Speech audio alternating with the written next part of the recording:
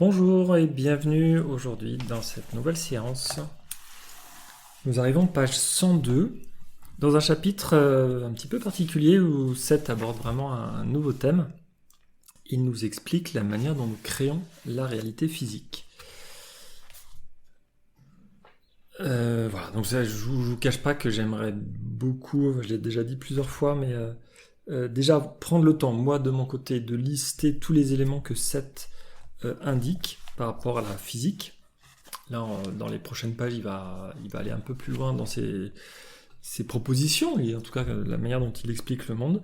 Il faut que j'arrive à vraiment compiler tout ça, et donc ensuite essayer de discuter avec un physicien, un chercheur, pour voir lui ce qu'il en pense par rapport aux propositions de Seth. Moi, c'est quelque chose qui m'intéresserait beaucoup, et dans ce chapitre, il y a notamment pas mal d'éléments qui alimenteraient cette discussion. Nous sommes donc page 102, tout en haut de la page, c'est ça, on était juste sur la transition. Seth indique tout de suite qu'il est facile de voir que vous traduisez les sentiments en mots, en expression corporelle ou en gestes. Donc là, ça permet de faire le lien avec ce qu'on a vu juste avant. C'est même une sorte de résumé un petit peu de ce qu'on a vu à la séance précédente. Voilà, donc facile de voir que vous traduisez les sentiments que nous ressentons, qui ne sont pas visibles, qui ne sont pas des choses directement sensibles. Nous les traduisons en mots, en expression corporelle ou même en gestes.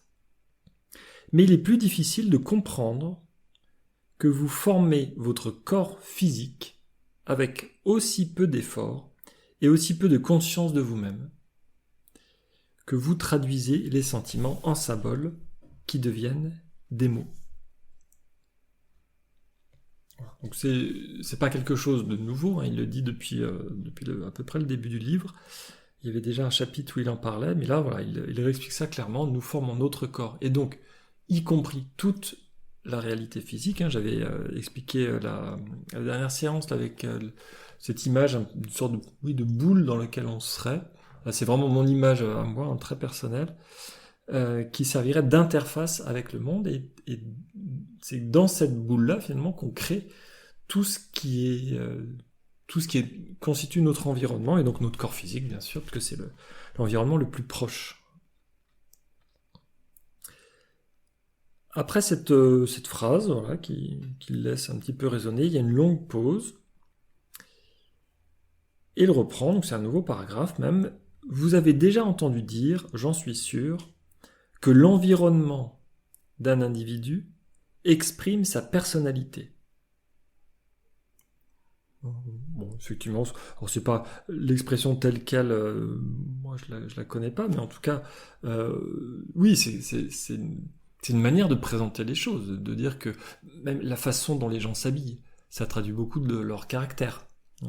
Mais y compris donc leur environnement, donc leur maison par exemple, la façon dont ils ont choisi de décorer, l'emplacement des objets, les espaces libres ou les espaces encombrés, voilà, tout ce qui constitue l'environnement. Seth nous dit que, effectivement, ça exprime la personnalité de la personne. Mais il dit, je vous dis que c'est là une vérité littérale et non pas symbolique. Voilà, pour aller encore un peu plus loin, pour vraiment enfoncer le clou, l'environnement d'un individu exprime exactement sa personnalité, puisque, comme nous l'avons déjà vu dans les séances précédentes, et dans les chapitres même précédents, nous créons à partir de nos émotions, à partir de notre conscience en fait. Voilà, la conscience crée la réalité, crée tout ce que nous percevons. Et bien sûr, il y a cette spécificité qui est la nôtre à travers nos croyances, à travers notre émotion du moment, à travers tout ce qui est fait que nous sommes nous, qui va constituer notre environnement de manière absolument unique. Ça, c'est vraiment le fond du message de Seth. Donc voilà, c'est une vérité littérale et non pas symbolique. Donc c'est exactement comme ça, strictement comme ça que nous créons effectivement notre environnement. Donc notre environnement est exactement à l'image de notre personnalité, correspond exactement, puisque nous le fabriquons, notre environnement est créé par nous-mêmes et va donc refléter ce que nous pensons de lui. Notre corps reflète ce que nous pensons de lui, de manière inconsciente bien sûr. Et c'est là tout l'enjeu de cette recherche. C'est là aussi toutes les discussions où les gens disent non, pas du tout, je suis malade, je le fais pas exprès. Oui, c'est compliqué de se l'avouer déjà que une maladie peut avoir un avantage. Nous pouvons créer quelque chose dans notre vie qui, quand on le présente tel quel, va dire non, zut, c'est nul, c'est que nul, qui peut malgré tout procurer un avantage. Par exemple, la personne a envie de créer une sorte de dépendance avec les autres, ou a besoin d'une reconnaissance, a besoin qu'on s'apitoie sur elle, qu'on porte un regard particulier sur elle, et ce statut de personne malade, par exemple, va lui donner le statut qu'elle recherche, va alimenter son ego, va alimenter les relations qu'elle a autour d'elle, va alimenter des aides financières, des aides sociales, des aides financières, des aides humaines, voilà. Donc il y a toutes les relations autour d'elle vont changer, avec sa famille également, les personnes malades, on devient dépendant, donc il y a toutes les relations, tout autour de nous, tout change, parce qu'il y a juste un changement de statut. Et l'idée, c'est de chercher quel est l'intérêt que l'on peut y trouver derrière. Pas le premier intérêt, parce que en général, on va dire, non, juste d'être malade, ça n'apporte aucun intérêt. Si, derrière la personnalité, peut trouver un intérêt dans l'expérimentation, d'une part, de ce qu'elle vit, mais dans sa sécurité elle-même, la place qu'elle va y trouver, encore une fois, dans la société, dans sa famille, peu importe, n'a plus envie de travailler et va prétexter, entre guillemets, la maladie pour ne plus travailler et avoir des aides et donc de continuer à vivre, alors avec un autre niveau de vie. Mais justement, peut-être que ça va aussi lui permettre de se plaindre et que cette plainte va amener d'autres relations. Enfin voilà, tout ça est beaucoup plus compliqué. Et c'est pour ça qu'au premier abord, on se dit, mais non, il y a des choses dans la vie qui nous arrivent, ce n'est que mauvais. Eh bien, le grand message de Seth, c'est de dire que soyez responsable de ce qui vous arrive dans la vie. Prenez conscience que tout ce qui vous arrive, c'est vous qui le créez. Et ça, juste de le dire comme ça, oui, là, il y a plein de personnes qui vont juste m'entendre, qui vont dire, c'est nul comme message, ça m'intéresse pas. Et pourtant, fondamentalement, c'est le fond du message de Seth. De prendre conscience que ce qu'on expérimente, qu'on peut considérer comme bien ou moins bien, on n'a pas le devoir à autre chose qu'à nous-mêmes. Le contexte dans lequel on vit, on peut le créer à plusieurs, ça je l'ai déjà expliqué. Il y a des phénomènes, donc les grands phénomènes historiques, on le crée tous ensemble. Nous avons décidé, il y a quelques années, de vivre une pandémie et le fonctionnement qui a été vécu pendant cette période-là. Ça, c'est un choix collectif. Mais après, nous, dedans, comment on le vit, est-ce que ça nous fait souffrir ou pas, ça, c'est à chaque fois un choix individuel. C'est vraiment... là, j'explique plus loin ce que Seth dit quand il dit que l'environnement d'une personne est créé par elle-même, au sens strict. Donc la portée de ce message est beaucoup plus profonde que ce qu'on peut penser au départ, et ça implique du coup une complexité dans le fait de trouver la raison. Quelle est la raison au niveau de l'entité ? En général, la personne qui souffre ne peut pas comprendre, a du mal à accepter une situation qui lui paraît compliquée sur le moment. Et pourtant, ce qu'elle est en train de vivre va révéler en elle-même justement une évolution, va déclencher certaines capacités, certaines nouvelle relation peut-être au monde, à elle, à plus grand qu'elle, se resituer dans l'univers, se resituer quelle est ma place, mieux prendre conscience de comment elle fonctionne dans le monde, dans l'univers de manière générale, et donc peut-être aussi, de toute façon c'est l'essentiel dans cette vie-là, de comprendre qui on est, qu'est-ce qu'on fait sur cette terre, qu'est-ce qu'on est venu expérimenter. Et chacun a une réponse différente. Il n'y a pas la réponse. La réponse n'existe pas. Mais chacun, à travers ses expérimentations, arrive petit à petit à comprendre, lui, ce qu'il est aujourd'hui en train d'expérimenter. Et tout ça, c'est vraiment la conséquence logique juste de cette phrase. L'environnement d'un individu exprime sa personnalité et c'est une vérité littérale. Alors bien sûr, on cherche plein de raisons pour expliquer que c'est pas possible. On se défend beaucoup de ça et c'est notre barrière de protection, ou notre ego, qui va nous donner toutes les raisons pour dire mais on n'est pas venu là pour souffrir, donc ce qui m'arrive ne dépend pas de moi, je le subis. Alors Seth justement donne un peu des exemples autour de ça.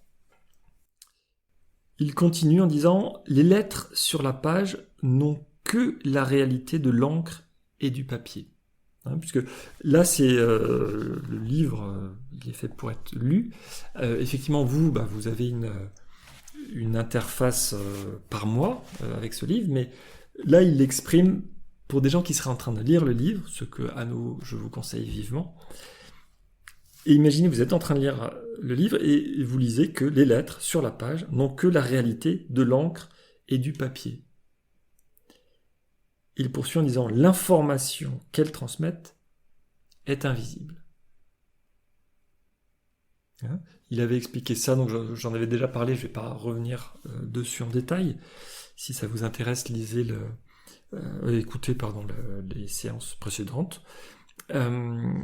L'information, donc c'est le début de ce chapitre 5 déjà. L'information n'est pas les symboles. Les symboles, donc les lettres, l'encre sur le papier, n'est que le porteur de l'information. Donc là, il nous le redit sous une autre forme. L'information que les lettres transmettent est invisible. En tant qu'objet, dit-il, ce livre lui-même n'est qu'encre et papier. C'est un porteur d'information. Ce n'est que une résultante physique d'une information qui est transmise de manière subtile derrière. Mais nous avons besoin d'éléments concrets dans cette vie physique, et le papier, par exemple, en est un. Paragraphe suivant, justement. Il dit « Vous répondrez peut-être que le livre a été fabriqué physiquement, qu'il n'a pas brusquement surgi, tout imprimé et relié, du crâne de Robert. » Donc Robert, le nom de Jen, qui est en train de dicter le livre. Donc, il y a une réponse effectivement un peu spontanée, on dit « Bah oui, là, Seth est en train de nous expliquer qu'on crée la réalité. Là, par exemple, le livre que je suis en train de lire, il n'a pas été... il a été fabriqué humainement. Il y a des humains qui ont coupé des arbres pour faire du papier. L'encre, je ne sais pas exactement comment c'est fait à l'heure actuelle. Je ne crois pas que ce soit de l'encre de sèche ou de pieuvre. Je ne sais pas. Bon, il y a des pigments, en tout cas, qui sont récupérés, qui sont assemblés d'une certaine manière pour créer de l'encre, et l'encre est posée avec un processus particulier sur le papier. Le papier est ensuite, il y a plein d'étapes sans doute, collé, relié, redécoupé, etc. pour fabriquer un livre. Il y a des étapes concrètes qu'on peut identifier clairement. Mais tout ça ne fait que porter l'information qui est contenue derrière et qui peut être plus profonde, plus large que simplement les mots que l'on peut lire, que les symboles. Les symboles contiennent plus d'informations que uniquement le trait que l'on voit. D'ailleurs, je vois des traits noirs sur une page, mais moi, je les traduis en sons. Ces sons sont assemblés d'une certaine manière, qui vont créer des mots. Les mots vont créer des phrases. Les phrases vont créer un sens. Donc c'est déjà une première signification. Mais je ne vais pas m'étaler là-dessus, parce que j'en ai déjà parlé. Donc, vous pouvez répondre qu'effectivement, le livre a été fabriqué. Vous avez dû l'emprunter ou l'acheter, et vous pensez peut-être, une chose est sûre, je n'ai pas créé ce livre comme je crée mes mots. Ce serait la logique. Le 7 nous redit une évidence pour nous. Je vois ce livre, je n'ai pas créé ce livre comme je crée mes mots. Et là, il dit, mais avant que nous ayons terminé, donc je pense terminer le livre 7 parle dans son ensemble, avant que nous ayons terminé, nous verrons que fondamentalement, chacun de vous crée le livre qu'il tient entre les mains. Que l'ensemble de votre environnement physique sort aussi naturellement de votre esprit que les mots sortent de votre bouche, et que l'homme forme des objets physiques aussi inconsciemment et aussi spontanément qu'il forme son propre souffle. Donc voilà, vraiment une phrase qui résume différents éléments que j'ai déjà présentés avant, qui vous introduit, si vous découvrez ce texte, ces informations. Et c'est bien tout l'enjeu de 7. D'ailleurs, vous avez déjà compris, pour les personnes qui nous suivent, qui ont déjà lu le livre, 7 répète régulièrement les mêmes informations, mais petit à petit va les compléter, va les rendre plus complexes, plus complètes, en croisant les informations petit à petit. C'est-à-dire qu'il faut que tel niveau d'information soit connu sur tel sujet pour amener tel autre sujet, et les sujets vont se répondre, vont s'alimenter, pour amener petit à petit, d'une part avec la répétition, à se rappeler les différents éléments, les différentes théories, concepts qu'il met en place, qu'il propose, à chacun d'y adhérer ou pas, de voir lesquels parlent dans sa vie ou pas, bien sûr. Mais en tout cas, tout cela est très cohérent. Comme je disais, ça se complète petit à petit. Et même ça s'affine. C'est-à-dire que là, on va voir, je ne sais pas si je vais aller jusque-là, qu'il parle d'éléments physiques très concrets. Il parle de la physique telle qu'elle nous entoure. Et c'est pour cette raison-là que si j'ai un jour l'occasion de pouvoir préparer suffisamment le travail et avoir la chance d'en discuter avec un chercheur physicien, un professionnel du métier, reconnu, j'en serais vraiment ravi. Pour voir aujourd'hui d'où en est la science. Est-ce que ça va plutôt dans le sens de ce que 7 proposait dans les années 70 ou pas. Voilà, donc je relis en tout cas cette fin de phrase, la phrase de fin de ce paragraphe. Mais avant que nous ayons terminé donc ce livre, nous verrons que fondamentalement, chacun de vous crée le livre qu'il tient entre les mains, donc vraiment de manière concrète, que l'ensemble de votre environnement physique sort aussi naturellement de votre esprit que les mots sortent de votre bouche, et que l'homme, de manière générale, forme des objets physiques aussi inconsciemment et aussi spontanément qu'il forme son propre souffle. Ils arrivent de leur côté à la fin de leur session, donc fin de la dictée pour ce soir. Sourire, toujours ce côté chaleureux de 7. Bonne nuit 7 et merci, répond Robert. Il termine ce jour-là à 23h14. Et nous enchaînons donc directement avec la session suivante, la session 524, lundi 20 avril 1970. Il commence à 21h18. Petit commentaire au début, Jen ne se sent pas très bien ce soir, mais elle décide quand même de prendre place pour une session et de voir ce qui se passe. Elle commence à parler avec un débit assez lent et les yeux fermés la plupart du temps. Et Seth commence donc « Bonsoir ». « Bonsoir Seth », répond Robert. Et comme traditionnellement, il commence avec son célèbre « Maintenant » pour notre livre. Et là, il reprend, effectivement, pour aller un peu plus loin dans sa définition. Il dit « Les aspects particuliers et caractéristiques de votre monde physique dépendent de votre existence. » Donc c'est les aspects du monde physique, les aspects particuliers, les caractéristiques de notre monde physique, dépendent de notre existence. Et non pas l'inverse. Ce n'est pas l'homme ou la conscience qui dépend de la réalité physique. Donc dépendent de votre existence et de la façon dont vous vous focalisez sur lui. Donc tout ce qui nous entoure, aspect particulier, et donc toutes les caractéristiques de votre monde physique, donc là je ne sais pas s'il en parle de manière générale, c'est-à-dire tous les êtres humains, ou bien chacun, pour soi de son côté. Bon, la rigueur, peu importe. Si, parce que si c'est dans la façon de vous focaliser sur lui, ça doit être individuel, à mon avis. Donc les caractéristiques que chacun de nous perçoit du monde physique dépendent de notre existence d'une part, et de la manière dont nous focalisons sur lui.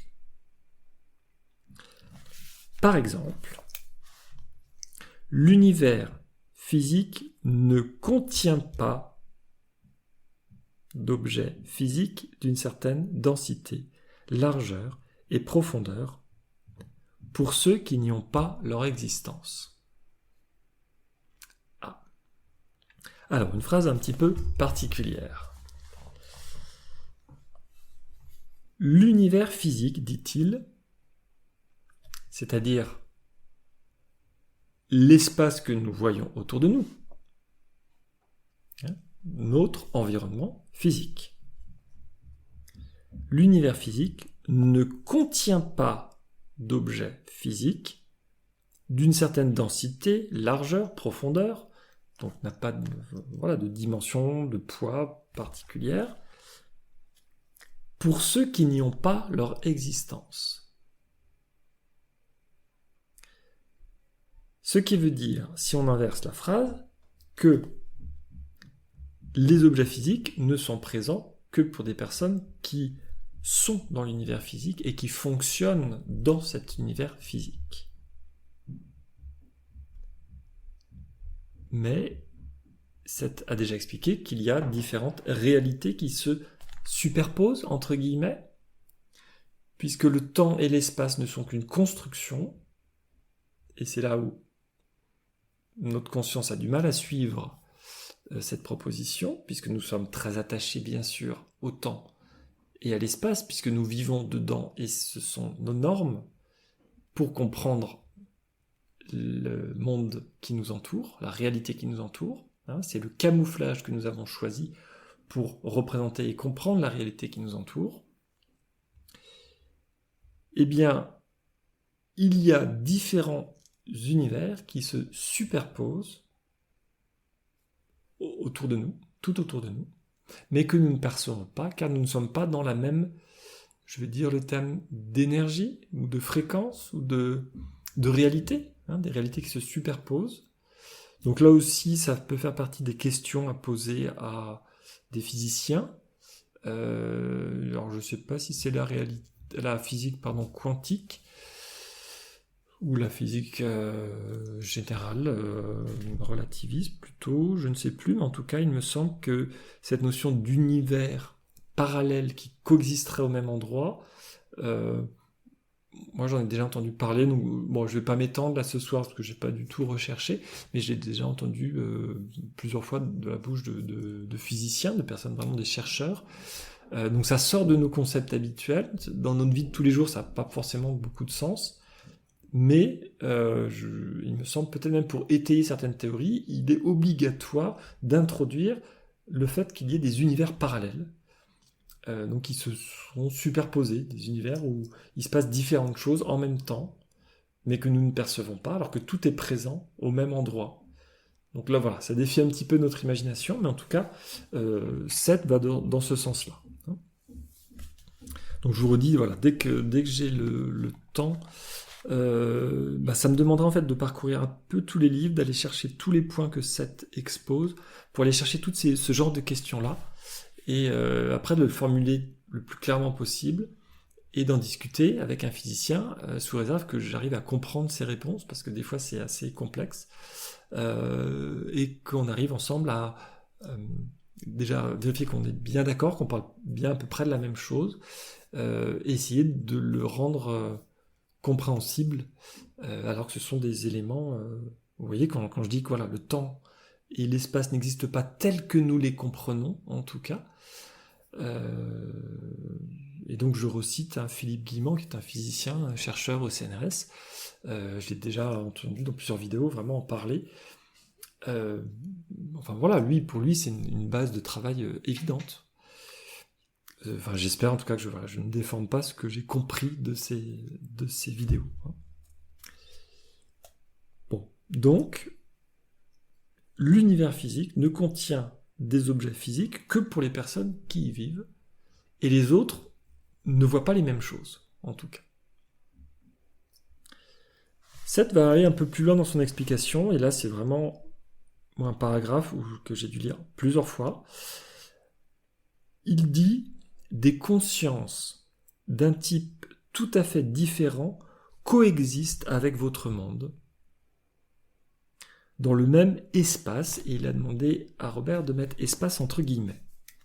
Des consciences d'un type tout à fait différent, donc différent de nous, de notre manière de fonctionner, coexistent, sont présentes là, à côté de vous, dans le même monde, voilà, coexistent avec votre monde, dans le même espace.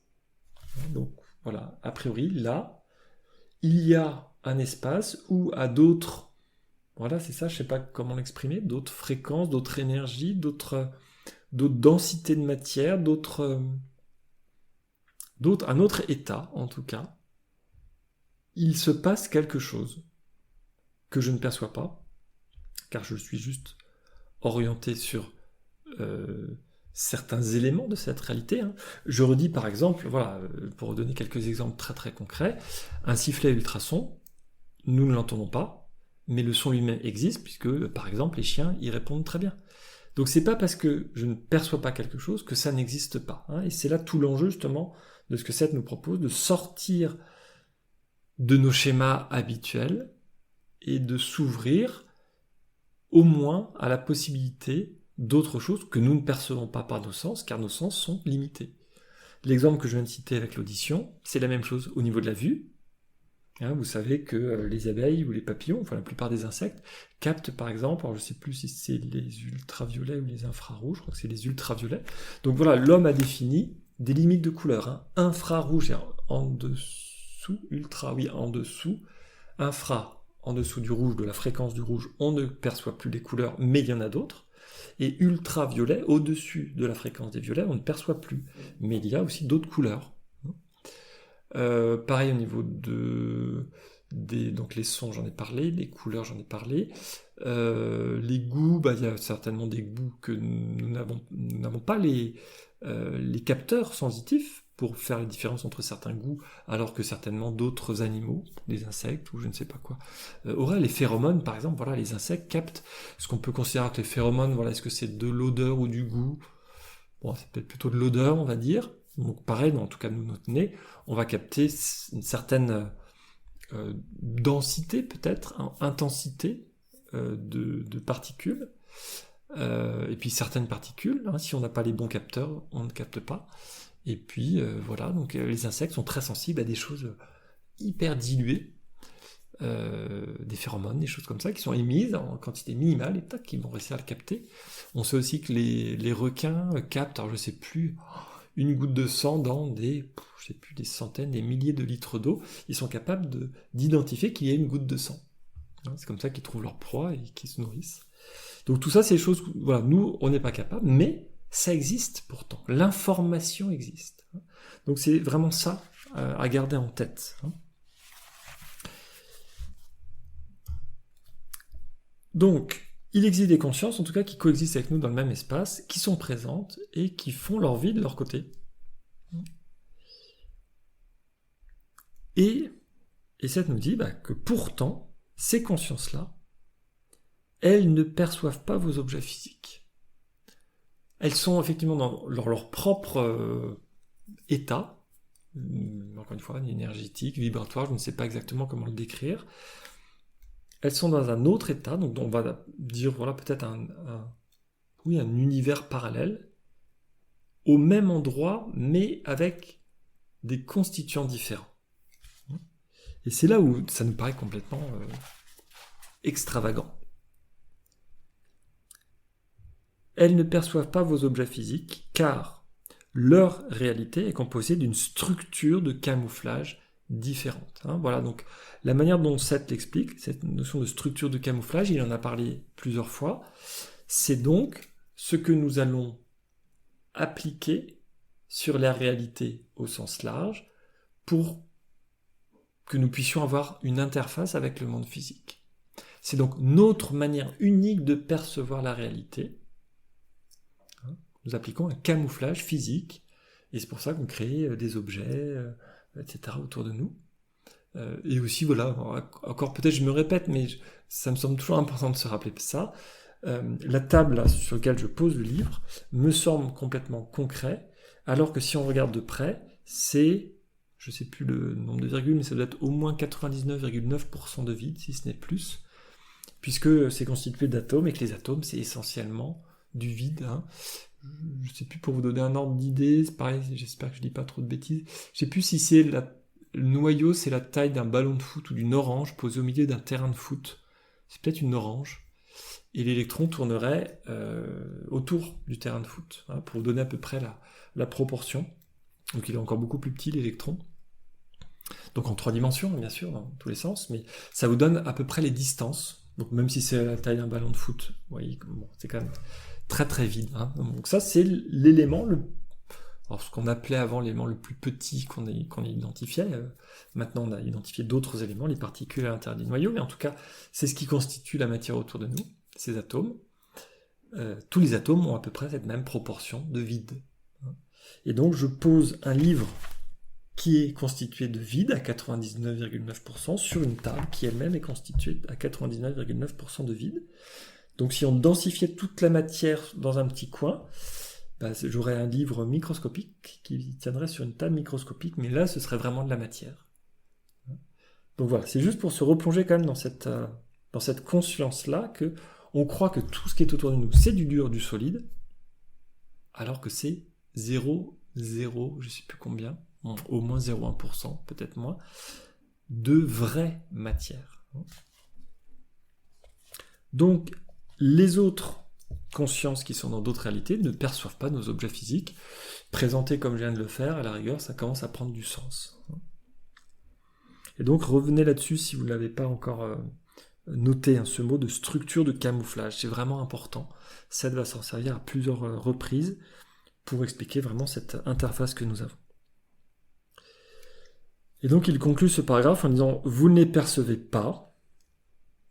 Ils ne nous perçoivent pas, nous ne les percevons pas, et en général, elles ne vous perçoivent pas non plus. Donc il y a quand même le « en général », et ça c'est intéressant, c'est les petites phrases de Seth où il met un petit peu le doute. Donc imaginons, il y a des consciences autour de nous, nous ne les percevons pas car elles sont dans un autre état, mais normalement elles ne nous perçoivent pas, mais il est marqué « en général », ça veut dire qu'il y a quand même des intrusions, des passages, des transmission d'informations, je ne sais pas comment dire, en tout cas, entre deux réalités qui sont normalement parallèles. Alors c'est des cas rares, très ponctuels, mais il y a cette possibilité-là.